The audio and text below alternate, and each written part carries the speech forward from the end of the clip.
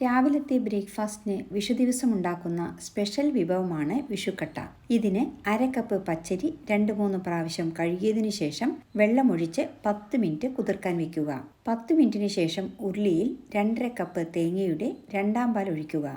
ഇനി പാൽ തിളയ്ക്കുമ്പോൾ അരിയിലെ വെള്ളം ഊറ്റിക്കളഞ്ഞ് അരി ചേർക്കുക. ഗ്യാസ് ഹൈയിൽ വെച്ച് തുടരെ ഇളക്കി കുറുക്കുക.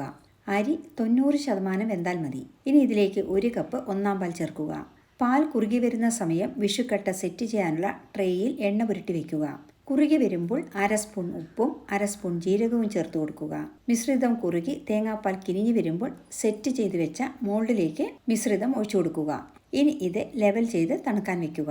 നല്ലപോലെ തണുത്തതിന് ശേഷം മുറിച്ച് മാങ്ങാക്കറിയോ തക്കാളിക്കറിയോ അല്ലെങ്കിൽ ശർക്കരപ്പാനിയുടെ കൂടെയോ ഇത് കഴിക്കാൻ നല്ല ടേസ്റ്റാണ്. നല്ല സ്വാദുള്ള വിഷുക്കട്ട തയ്യാർ.